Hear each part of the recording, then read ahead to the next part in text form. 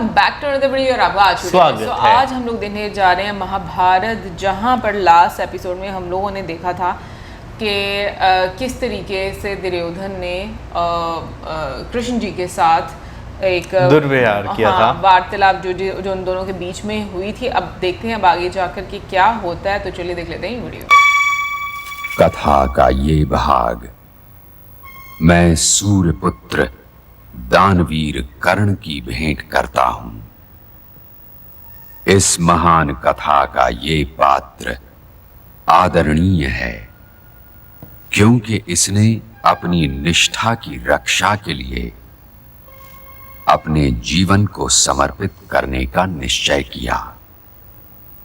इसकी महानता ये है कि जीवन ने कड़वाहट की जो थाती इसके सुपुर्द की थी, उसे पीकर भी वो जीता रहा। इसीलिए जब युद्ध की ठहर ही गई तो ये जानते हुए भी कि वो एक हारने वाली सेना के साथ है, उसने उसी की ओर से लड़ने का निश्चय किया। वो ये भी जानता था कि जहां धर्म है वहां कृष्ण है, और जहां कृष्ण है वहीं विजय है।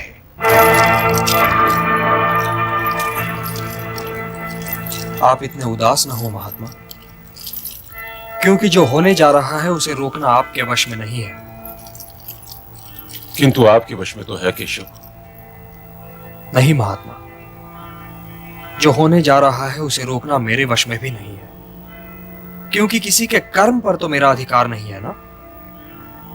मैं समझा सकता था, मैंने समझाया भी, किंतु जिन्हें समझा रहा था उन्होंने अपने कान बंद कर लिए, जिन्हें मार्गदर्शन करा रहा था उन्होंने अपनी आंखें बंद कर ली। इसलिए हे महात्मा, जो हो रहा है उसे देखिए और सहन कीजिए। होनी का उत्तरदायित्व भी आप पर नहीं है।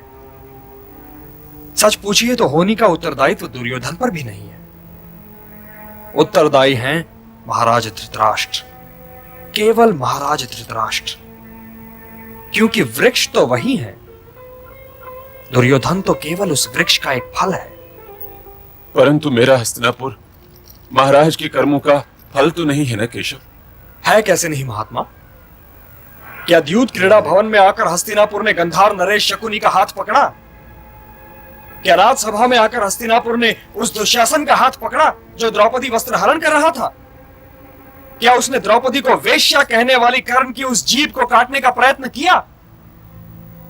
यदि नहीं, तो हस्तिनापुर को भी कौरवों के दुर्भाग्य में भागीदार बनना ही पड़ेगा।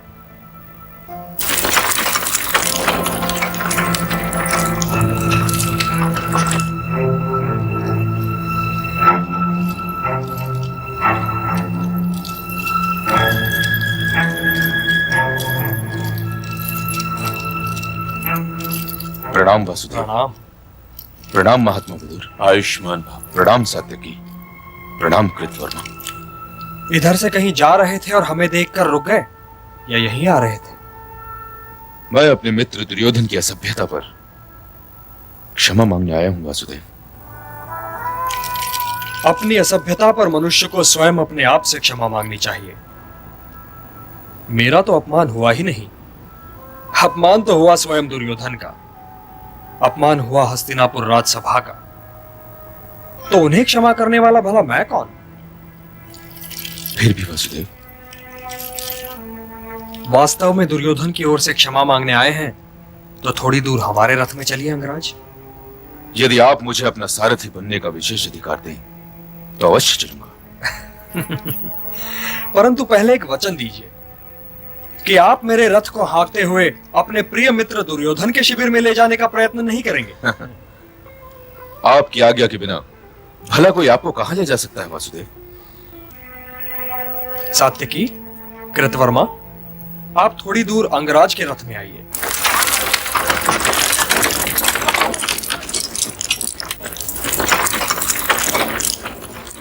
रथ रोकिए अंगराज।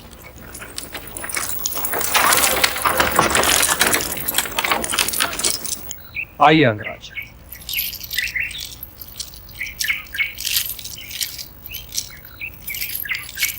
आप लोग यही प्रतीक्षा कीजिए।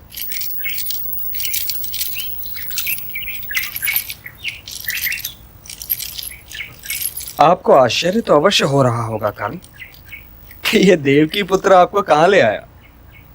आपके स्थान पर यदि कोई और होता तो अवश्य आश्चर्य करता।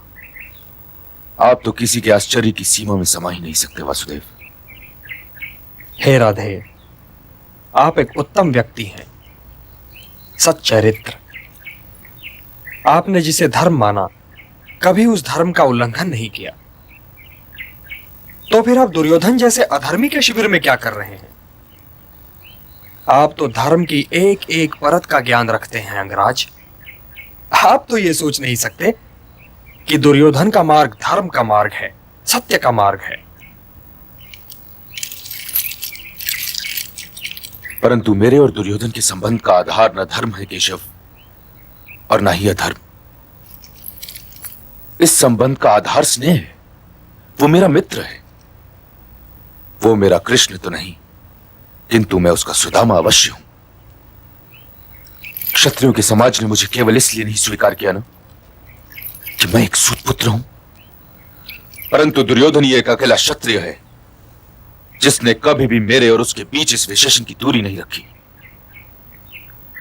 आज से बरसों पहले जब हस्तिनापुर क्षत्रिय समाज के सामने द्रोणाचार्य और कृपाचार्य जैसे गुरुश्रेष्ठ मेरा अपमान कर रहे थे, तो केवल दुर्योधन मेरी सहायता के लिए उठा। उसने मुझे अंक का राजा बनाकर मुझे यह अधिकार दिलवाया कि मैं उस अभिमानी कुंती पुत्र अर्जुन को ललकार सकूं। और यही कारण है देवकी नंदन कि जब कभी उसका मुझे कोई दोष दिखाई देने लगता है तो मैं अपनी आंखें मूंद लेता हूं। इस संसार में केवल दो ही ऐसे प्राणी हैं जिनसे मैं प्रेम करता हूं, दुर्योधन और वो देवी जिसने मुझे जन्म तो नहीं दिया, परंतु वो मेरे लिए उस माता से भी अधिक महत्वपूर्ण है जिसने मुझे जन्म तो दिया, परंतु जन्म देते ही त्याग भी दिया। मैं दुखी होता हूं तो इन्हीं दोनों को दुखी देखकर, और सुखी भी होता हूं तो इन्हीं दोनों को सुखी देखकर। मेरे पास ना अपना कोई सुख है और ना ही कोई दुख। मुझे स्वयं अपने जीवन से कोई लगाव नहीं, किंतु मैं जब तक जीवित हूं मेरे हृदय में इन दोनों के अतिरिक्त किसी और के लिए कोई स्थान नहीं बन सकता। ये ठीक है अंगराज कि कृतज्ञता का ऋण उतारना सहज नहीं। सबसे भारी ऋण यही होता है। परंतु फिर भी यदि बात सत्य और असत्य, धर्म और अधर्म, प्रकाश और अंधकार के बीच आन फंसे, तो क्या असत्य, अधर्म और अंधकार का पक्ष लेकर भी यह ऋण उतारना उचित है? क्या ऐसा ऋण उतारने से ऋणी ही रह जाना उचित नहीं है अंगराज? यह तो मुझे ऋण लेते समय ही कह देना चाहिए था ना वासुदेव, परंतु एक बार ऋणी हो गया तो ऋण चुकाने में आनाकानी नहीं करनी चाहिए, परिणाम जो भी हो। हाँ, यह भी एक दृष्टिकोण हो सकता है। परंतु आप ये क्यों नहीं सोचते अंगराज कि दुर्योधन उस क्रीड़ा में लज्जित हो चुका था और वो अपने लिए अर्जुन का एक प्रतिद्वंद्वी मोल लेना चाह रहा था? कहीं ऐसा तो नहीं कि उसने अंग देश देकर आपको मोल ले लिया हो? हे वासुदेव, यदि उसने मुझे मोल भी ले लिया हो तब भी अपने को बेचा तो स्वयं मैंने ही था ना।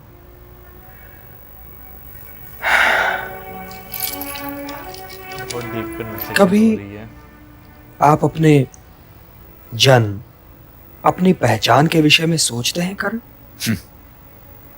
यदि सोचूं भी तो मिलेगा क्या? अर्थात आप नहीं जानते कि आप कौन हैं? जानता तो नहीं, किंतु अनुमान लगा सकता हूं। मेरी माता अवश्य किसी आदरणीय परिवार की पुत्री होगी, कदाचित कोई राजकुमारी जिनका भवन गंगा तट पर होगा। जब ही तो मेरे जन्म लेते ही मुझे सहजता से गंगा में बहा दिया। और मैं ये भी अनुमान लगा सकता हूं कि मेरी माता को अपने पुत्र से कहीं अधिक अपना यश प्रिय था। उन्होंने अपने पुत्र को त्याग दिया और अपनी प्रतिष्ठा को संभाल के रख लिया। और अपनी माता को खोजने के लिए आपका हृदय भी नहीं मचला? जिस माता ने मुझे त्याग दिया हो उसे खोजकर मैं करूंगा क्या? उसे पाकर भी मैं क्या करूंगा वासुदेव? और संभवतः मेरे जन्म के उपरांत किसी आदरणीय कुल में किसी महाराजा, किसी दिग्विजयी से उनका विवाह भी हो गया हो, और अब वो ऐसे पुत्रों की माता हूं जिन्हें त्यागने की आवश्यकता ही ना पड़ी हो। परंतु हे कृष्ण, मुझे इस बात का दुख नहीं कि मैंने अपनी माता की ममता का स्वाद नहीं चखा। मेरी माता का नाम राधा है वासुदेव, और मैं उन्हीं के नाम से जाना जाता हूं, राधा है। किंतु आप अचानक मेरे अतीत की समाधि की ओर क्यों निकल गए? मैं तो उधर कभी जाता ही नहीं। वर्तमान की बात कीजिए वासुदेव, वर्तमान की। आपने ठीक ही अनुमान लगाया अंगराज। आपकी माता एक बहुत आदरणीय परिवार की पुत्री हैं। इसलिए जब आपका जन्म हुआ तो समाज की परिनिंदा से वे डर गईं। आज वे कई पुत्रों की माता हैं, परंतु उनके हृदय में एक सन्नाटा है राधे। उनका हृदय एक